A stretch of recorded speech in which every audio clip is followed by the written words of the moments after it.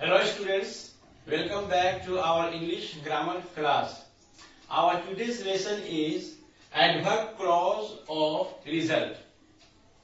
आज हम सीखेंगे कि कॉम्प्लेक्स सेंटेंस में सबऑर्डिनेट क्लॉज अगर एडवर्ब क्लॉज ऑफ रिजल्ट और कॉन्सिक्वेंस है तो how to change the clause to make the complex sentence a simple sentence. सबसे पहले हम लोग देखते हैं कि एडवर्ब क्लॉज ऑफ रीजन और एडवर्ब क्लॉज ऑफ रीजन और एडवर्ब क्लॉज ऑफ कॉन्सिक्वेंस होता क्या है. तो look at the sentences given below.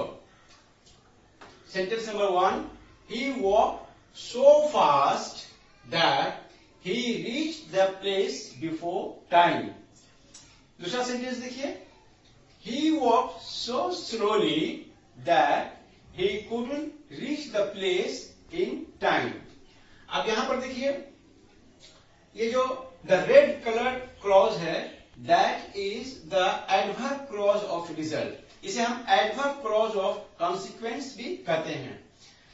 अब यहां पर देखिए, he reached the place before time.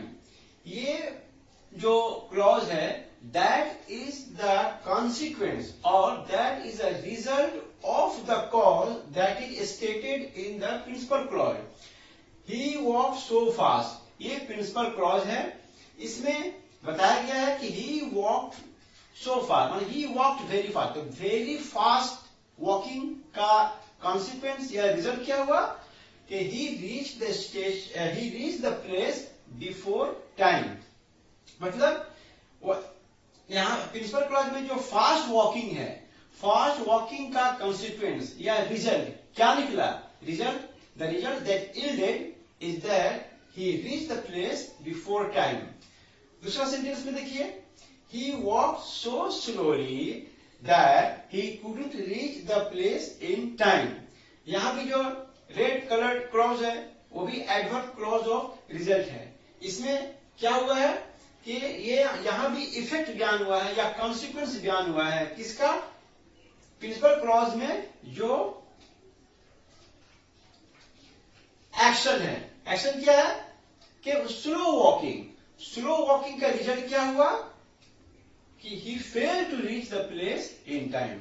तो प्रिंसिपल कहने का मतलब है कि जो प्रिंसिपल क्लॉज होता है उसमें कॉज स्टेटेड किया जाता है और जो सबऑर्डिनेट क्लॉज है या एडवर्ब क्लॉज ऑफ रिजल्ट और कॉन्सिक्वेंस है उसमें रिजल्ट बयान किया जाता है. Now notice two things more. ये जो दैट क्लॉज है यहां पर सबऑर्डिनेट क्लॉज या एडवर्ब क्लॉज ऑफ रिजल्ट, ये देखिए ये अफर्मेटिव है और ये जो है नेगेटिव है. मतलब he walk so fast that he reached the place before time. He reached the place before time.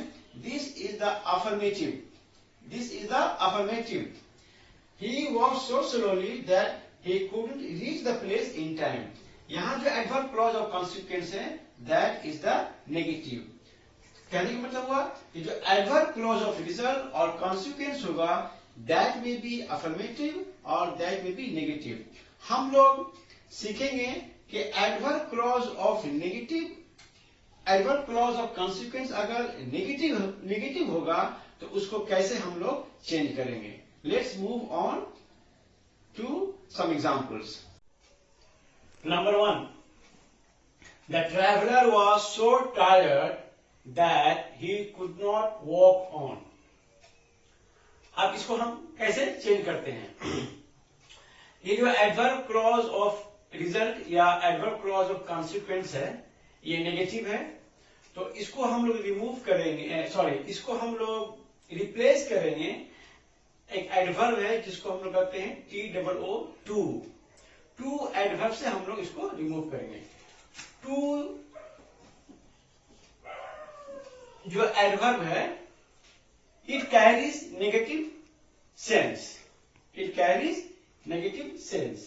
And to means more than required. इसका मीनिंग होता है more than desirable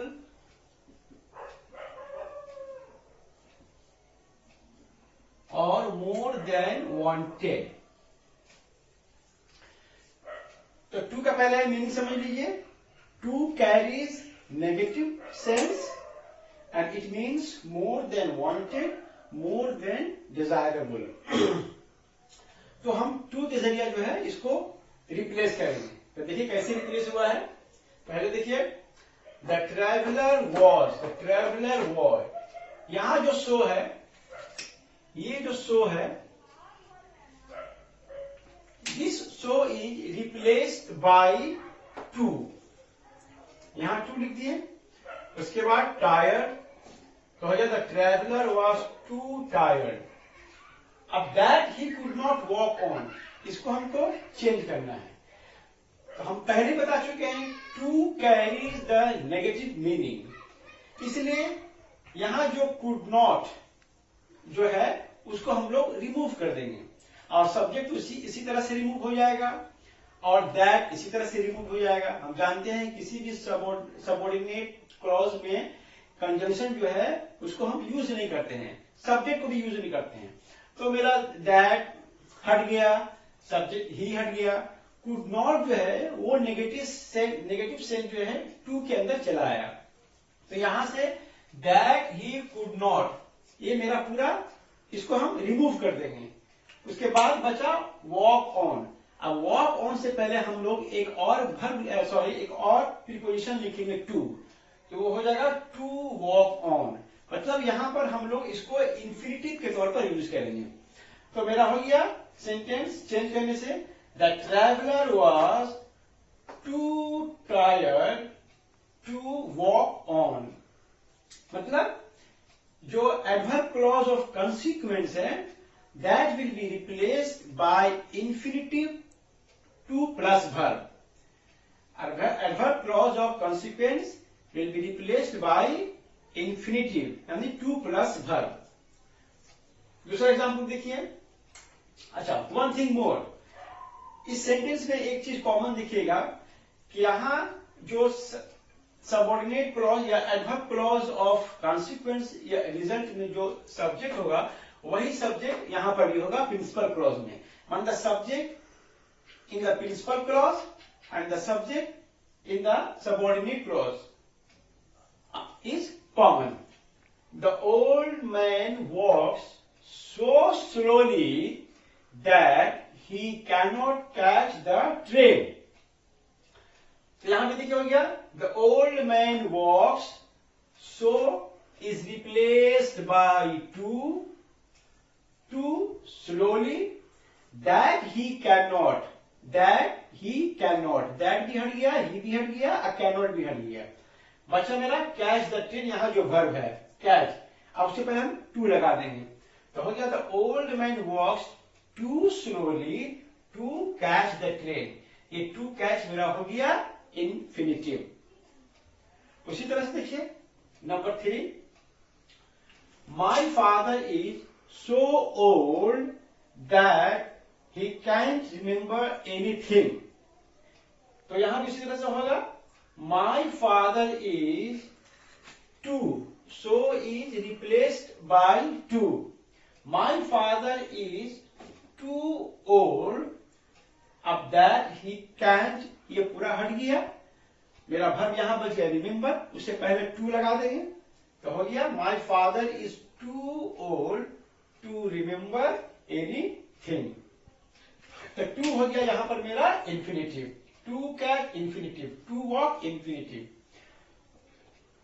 नंबर 4 देखिए, he is so proud that he cannot beg, he is so proud that he cannot bag.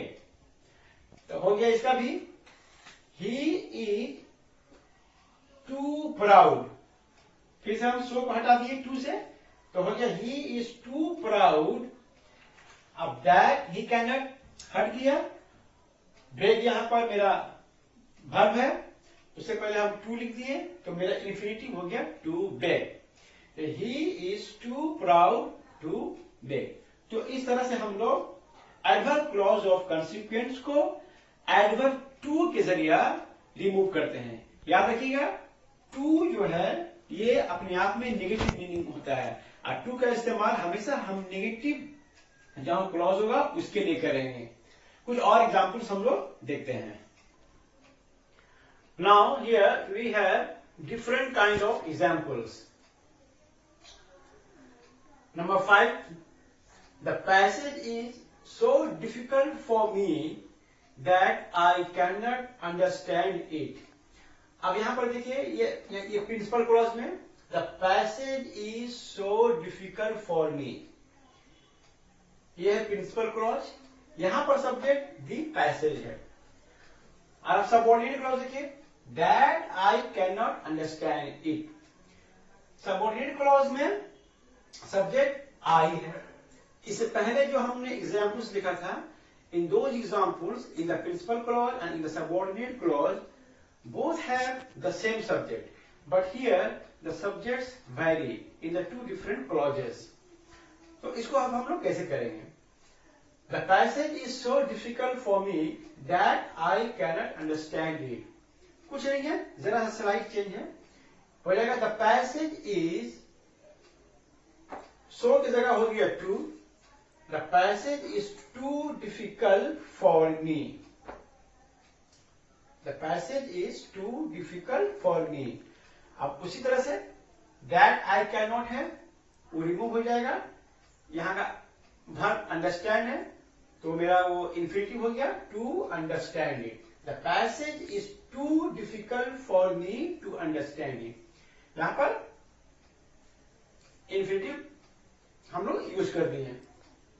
Number 6, the bag is so heavy for the child that he cannot carry it.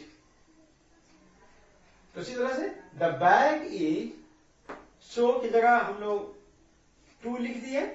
The bag is too heavy for the child, उसके बाद that he cannot carry it, that he cannot is removed, उसके बाद हो गया infinitive to carry it. The bag is too heavy for the child to carry it. Number 7, the tree is so high for me that I can't climb it. इसी तरह से यहां पर ये होगा the tree is so is replaced by to, the tree is too high for me that I cannot, that is replaced। यहां पर climb main verb है, हम इसको infinitive कर देंगे, तो हो गया the tree is too high for me to climb it। तो इस तरह से रहा ये adverb clause of consequence या adverb clause of result। इसको हम लोग हटाएंगे, या अब तक हम लोग सीखा कि इसको कैसे हटाया जाता है। तो हमने इसको हटाया एडवर्ब टू के जरिया। टू हमेशा नेगेटिव माने में आता है, और ये एडवर्ब है जिसका माने होता है more than required, more than required, और ये हमेशा नेगेटिव सेंस में आता है। तो आई होप कि आज का लेसन आप लोगों को अच्छी तरह समझ में आया होगा। I request you to share my lessons with all your friends and subscribe to my channel. Thank you very much.